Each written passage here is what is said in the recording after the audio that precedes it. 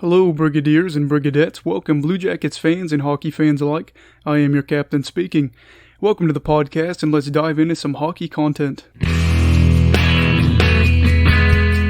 Well, alright, we're just going to talk about me, since this is an introduction.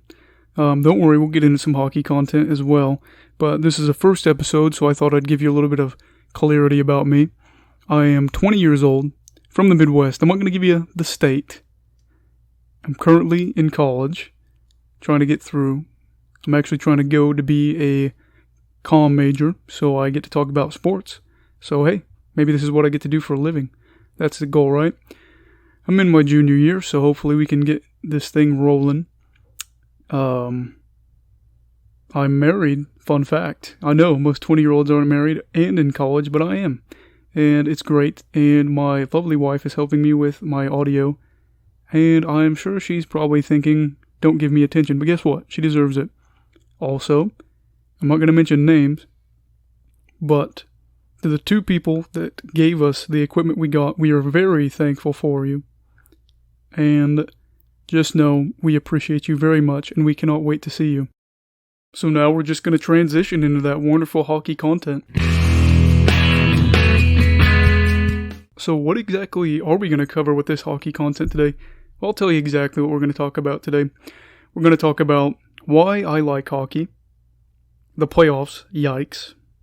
I know, it was brutal. And then we're going to go into how I became a Blue Jackets fan and the journey I got on to be there.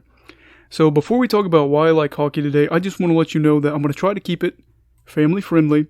I've got the mouth of a sailor, but I'm really trying to keep it friendly so that everybody can listen. You know, if you're a parent, a sibling, anything, you can have me on, and I'm not gonna, drop anything. I've been there when you're with somebody that gets offended or bothered when you drop an F-bomb. So I'm not gonna do it. I'm really gonna try my best, and we're gonna bleep it out if it happens. And then also I just wanted to say, I'm not gonna be covering anything besides hockey when it comes to politics, anything like that. I know it's a crazy time, crazy world we live in. I'm not even gonna talk about the fact that the players didn't play and that they left. I'm not going to go into that. My job is to make you happy, hopefully, but also to be there when you just want to vent about the Blue Jackets. I will be your source for that frustration. I will be the person that just lets you know how mad I am about the Jackets. So I guess right now we're just going to move into why I like hockey. And the thing is, I don't like hockey. I love hockey. Why do I like hockey? It's pretty simple. There's so many things about this game that are unique. The fact that there's the boards, the fact that there's just two different nations entirely that have multiple teams across the border. I know that basketball and baseball have two teams, you got the Blue Jays and the Raptors, but there are 7 NHL teams that come out of Canada. My second favorite team is the Canucks. I have 2 favorite teams. It's allowed. I know, shocker. I love hockey for so many reasons. The jerseys, come on, beautiful. I look at some of these jerseys and I think, wow, if I wasn't poor, I'd buy those. The fighting, it's fun. I know it's going away from the game and statistically it's not important. Guess what? I'm not going to be a stats nerd. I'm not going to be somebody that says, well, actually this. I'm just going to be a guy that talks about hockey and why I like hockey. And fighting's a big part of it. It's fun. There's a code. There is honor. There is so many rules within it. It's great. And it's kind of sad to see that the fighting's gone down over the years. In the 80s, it was rampant. In the 90s, it was great. But I do love the fact that it's typically a low-scoring game as well. I don't really like basketball at all. I don't like to see that high-scoring, up-tempo pace. I know it's there in hockey. I know the top teams really do, obviously, push the pace, I guess. Not necessarily, though. They might just look for better shots, but there are some up-tempo teams, but it's usually a low-scoring game. That's another reason I love hockey. It's usually pretty defensive-minded, and the Blue Jackets obviously are a defensive-minded team. I like low-scoring games. I like the CFL, Canadian Football League. It can get a little high-scoring, but hockey, usually low scoring. So that's a big reason I like hockey. Also, it's a team sport. The team's coming first. It's not the me show. It's not the I'm more important than everybody else show. It is my team comes first. This championship is more important than me. And for the most part, I think every player in the league's pretty good about it. And that's great. To pick on basketball is probably going to be a prime thing here because in basketball, it is I didn't get my shots. I didn't get my stats. I didn't get, the looks I wanted to tonight. In hockey, it's usually we got the win. We got the win, and that's all that matters. And these players will put their bodies on the line. And so it's really an incredible thing to see these players sacrifice. I mean, you'll see players lose teeth, break bones, and still play. That is a test of their fortitude and their commitment. They're not getting paid like other professional athletes. That's another reason why I love hockey. They aren't getting the top dollar of baseball, football, basketball. Basketball, you get paid like crazy, and it's the softest sport out of all four. Baseball, it's better than basketball. That's just the fact of the matter. But I will say one thing that basketball and hockey have in common that I both like is the up-tempo for the most part when it comes to, baseball, you've got warming up the pitchers, stuff like that. That doesn't happen in hockey. And yeah, you might have teams have, a forward check that really just tries to grind them out. You might have to like a center ice trap. But it's a lot faster than baseball where it's wind up for the pitch. The announcer has time for, a sandwich before the next pitch gets out. But here, it's not like that. The announcers have to be ready at all times. The line changes are crazy. You got to be able to know when the players are getting off. You have to know fourth line players pretty well. You got to know the numbers. Even if you see it, you have to be able to pronounce it. And a lot of these guys are foreign. That's another thing. You see these guys that come over from other countries, and they just embrace it. They just really embrace hockey here, the culture here. It's a fun thing to see, but it's also fun to see their differences. It's fun to see these guys from Europe that come over, and they're really young. I'm young, so I get that. But these guys are younger than I am, and some of these guys, the things they do is just incredible, and it's really something to watch. These guys are 18. Some of these guys come in, they can vote here, they can't drink. They can't go out with the guys to the bar legally. I know some of them do. I'm not stupid. But they can go and they can just dominate in front of 20,000 people. That's not something many people could do. That's a really big reason on why I love hockey. I love seeing these guys from Europe. I love seeing guys from the KHL, Russia, come on over. Obviously, you can tell that because Panarin was here for 2 years, and that was great. So, those are just some of the reasons why I like hockey. And we're just going to transition now into the playoffs and how the Blue Jackets kind of met their end. So now we're going to talk about the playoffs for the Jackets. And we're going to talk about the forwards first and then the defensemen, and we're going to do it in alphabetical order of the top 7 scorers.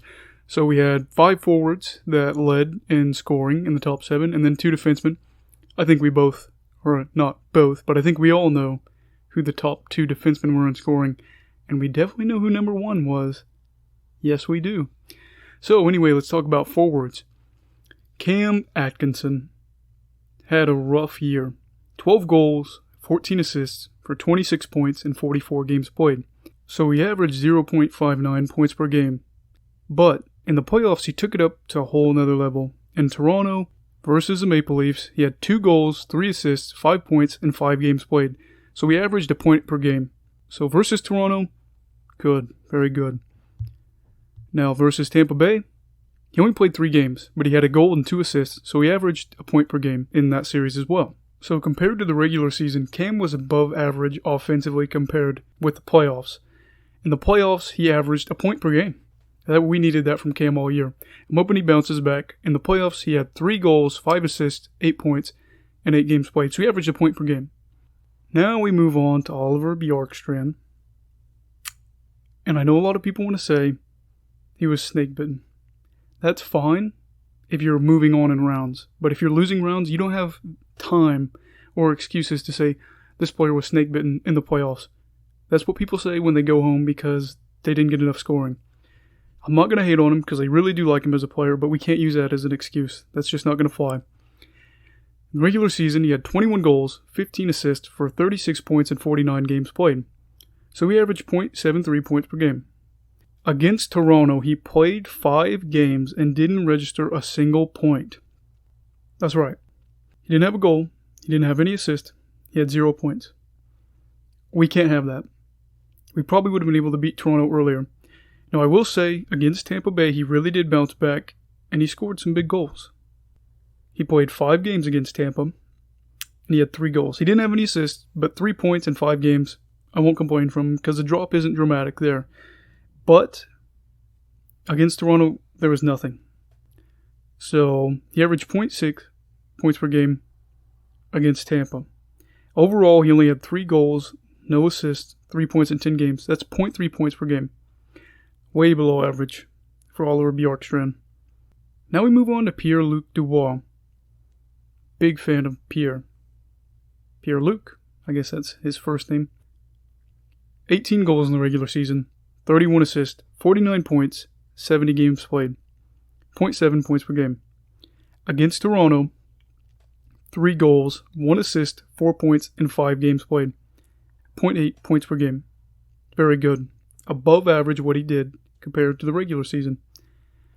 Against Tampa Bay, he had 1 goal, 5 assists, 6 points, 5 games played, so he had 1.2 points per game. Another great series. I would have liked to see him score a little bit more because we don't really have a lot of depth when it comes to that. So my only complaint is I wish he would have scored another goal or two that really could have helped us out in that series.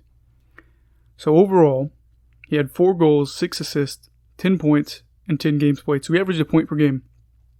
And if you want a fun fact here, that was your fun fact. Dubois has a career face-off percentage of 43.9%. But against Toronto and Tampa Bay, he won 100 of the 179 face-offs he took, which was good for 55.9%. He had 2 games below 50% against Toronto, but 7 out of the 10 games he played, he had a face-off percentage above 50%. So he performed better in the playoffs than he did in the regular season. Now we move on to our captain, Nick Foligno. 10 goals, 21 assists, 31 points, 67 games played, .46 points per game. I was not expecting a lot from Nick. And, I mean, he brought it. He brought it. He's a little bit older. You know, he's not exactly a guy that you expect to bring it offensively. But against Toronto, he had a goal, 2 assists for 3 points in 5 games played, so he had .6 points per game. And then against Tampa, he had 1 goal, 2 assists for 3 points in 5 games played for, again, .6 points per game. So overall, he performed above average offensively in the playoffs compared to the regular season. So he had 2 goals, 4 assists for 6 points, and 10 games played for .6 points per game. Very good. I was impressed. Again, now we have somebody that people will say was, quote, snake bitten. Gustav Nyquist. I don't really have a problem with him. But again, with a team that does not have as much depth as we do, we can't afford to say somebody was snake bitten. Everybody's got to chip in. Gustav had 15 goals, 27 assists for 42 points in 70 games played, so he averaged .6 points per game in the regular season. Against Toronto, he had 0 goals, 1 assist for 1 point in 5 games played, so he averaged .2 points per game. Now against Tampa, same story. 0 goals, didn't score at all. 1 assist, 1 point. 5 games played, .2 points per game. So overall, he was below average offensively. He had 0 goals, 2 assists, 2 points, and 10 games played. 0.2 points per game. We can't have that. I guess a fun fact you can come out of this series was, or the playoffs, is that Gus had a plus-minus throughout the playoffs of 0. It was -3 in Game 5 against Tampa Bay. And I know a lot of people are going to say plus-minus doesn't matter, blah, blah, blah. There's a lot of factors. In a short amount of games, that does matter. That tells you some stories. I'm not saying for the whole season because I know you can be on some bad lines, but let me tell you. It tells a few stories in a short series.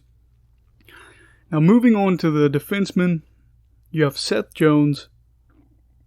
You know, we just love him. He's one of the greatest defensemen in the league.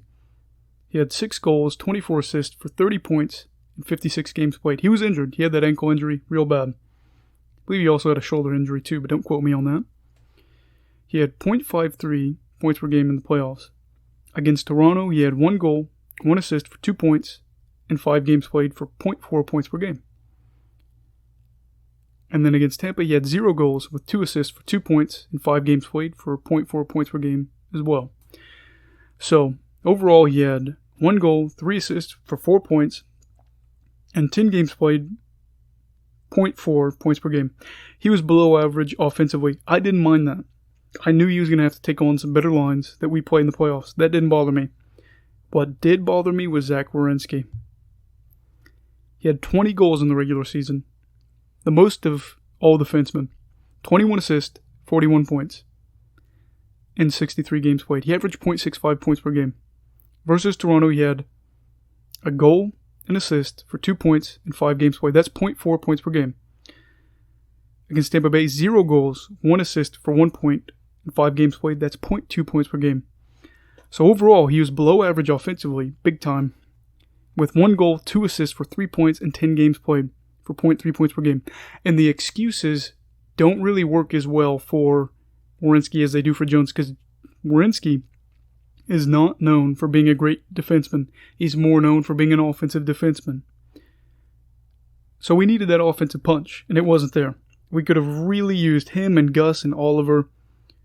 Not necessarily Oliver, but I guess him and Gus, Werenski and Gus, in the playoff series against Tampa to really get, honestly, I think 2 goals apiece from them both would have worked wonders. So out of our top 7 players, 4 of them underperformed compared to the regular season stats. That's worrisome. Because with the depth we have, we can't be doing that. That's not going to work. And again, this offense has been a problem with this team for years. In the regular season, we averaged 2.57 goals per game, which was already tied 27th with San Jose. Yes, bottom feeder San Jose. In the playoffs, it was 15th out of the 24 teams, but it was 2.4 goals per game. We can't expect to be going on deep runs when we're averaging less than 2.5 goals per game. 2.6, 2.75 probably gets us there. The power play. For years, this power play has just been dogging us, killing us. Not only in the regular season, but in the playoffs as well. In the regular season, we were 27th in the league with 16.4% percentage for our power play. We scored 31 times out of 189. Now I know, sometimes you score maybe 5 to 10 seconds after a power play, and I get that. But this is just going off the stats. We're not going to say, oh, well, 5 to 10 seconds after we did that. We're going to go just off the stats. Penalties taken for our power play. Yup, you guessed it. We only got 189 power plays. You know why? Because we're slow. We're down there with San Jose, tied at 27th. Slow teams don't get to go on the power play because they really don't make teams do anything stupid. They're not going to slash, they're not going to hook, they're not going to do any of that because you know why? They're right at your hip. They're right there. It's pitiful. During the playoffs, Columbus was ranked 23rd, only ahead of the Rangers. The Rangers had a 7.1% power play. We had an 8.8% power play. 3 out of 34. This would have been dead last in the NHL during the regular season. The lowest in the regular season was Ottawa at 14.2%. Our power play killed us in the playoffs.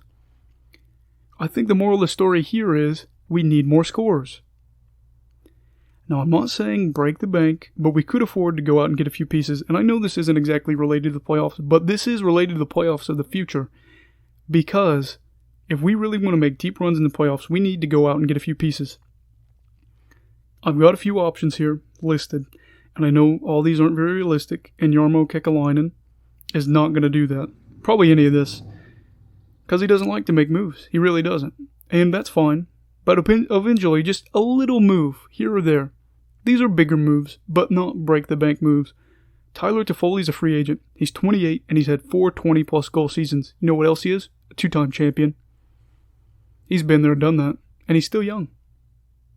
28's not, rookie young, but it's still got some tread on the tires. This one we won't get, but hey, we'll throw it out there. Tyler Bertuzzi. Yes, Tyler Bertuzzi, the Detroit Red Wings player. He's 25. He's had back-to-back 20-plus goal seasons. Now, I don't think Steve Yzerman is going to let him go. I think they'll pay a little bit more than they should to keep him, but I'd love to see us get him. We won't. Along with signing Tyler Bertuzzi, I would love to see us re-sign Josh Anderson. He's 26. He's got 3 seasons with 15-plus goals. He can score when he needs to. He showed that he's got some offensive punch. He can play an all-around game, and I love it. For some reason, him and Torts just don't get along, though. I think they're a little bit too similar. They're a little bit too fiery. And then this one's a little bit less unlikely. I guess a little bit less likely. Mike Hoffman. He's 30, almost 31, within like 90 days. He's had 5 seasons with 25-plus goals. So he does know how to score. But he's old. And I think he's probably going to get overpaid. So I don't see Jarmo dishing out the big bucks to get Mike.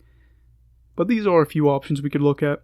I really think the Bertuzzi signing would be great. But like I said, Steve is not going to let him go. I'm a little worried that people would overpay Tyler Toffoli. There's not a lot of great scorers this offseason. But if we could get one of these guys and then re-sign Anderson if he'd stay, which he won't. He hates Torts and Torts hates him. It's just a thing. It's the same thing with Anthony Duclair. I mean, we could really use Anthony Duclair right now, but guess what? He doesn't get along with Torts. So I don't know. And it doesn't seem like Jarmo seems very interested in going out and getting anybody. And that's, it only goes so far as the team takes you. And I love this team, but offensively, we are not there. We need to add some punch now if we really want to make a deep run. We've got some cheap contracts before everything's going to have to get paid. So if we really want to get serious about making a run in the playoffs, and I'm not even talking about a conference finals appearance, I'm talking about going to the cup and taking it. There's no reason with a few more scores why we shouldn't be able to at least go and make a deep dark horse run. I think we're a good team. I think the league understands that. And so now we're going to transition into how I became a Blue Jackets fan, that journey that I got on. And I think this is going to be pretty interesting for you guys to hear. And so now what we're going to do is just talk about my journey to how I became a Blue Jackets fan. So basically, it didn't start off very simple. I wasn't big into hockey as a kid. Where I grew up, it's very football and basketball driven. They don't care about hockey, which really sucks. But as a kid, I had grown up, I had really loved watching Roberto Luongo and the Canucks. I loved the logo. I'd play the game. I loved the Canucks logo. But as I got a little bit older, I got out of sports for a while. And it wasn't until I was about 13, so about 7-8 years ago, that my best friend's family, they love hockey, and they're big Blackhawks fans. And just as the team really started get that umph, probably around 2010, before I got into it, my friend's dad he was a Hawks fan, but he was, the Hawks are not very good, and he was he'd wear his gear, but he wasn't the type to be I'm going to watch a bunch of games. And so as they got to be better, he started to watch them more. He ended up paying extra money in case the games lost signal during, let's say, a massive storm. That happened, by the way, in the 2015 Western Conference Final. I think it was Game 6, actually. That actually came through so we could watch that game. As they started to get more invested, I was over there every weekend. This guy's my best friend. We've been best friends since we were 5. I started to get more into hockey because his dad's a cool guy. It's really cool. He's not normal dad. He's not like a normal guy that's gonna try to scold you or anything. He will drop F-bombs. He gets drunk on the 4th of July and does a bunch of crazy things. He's a fun dad.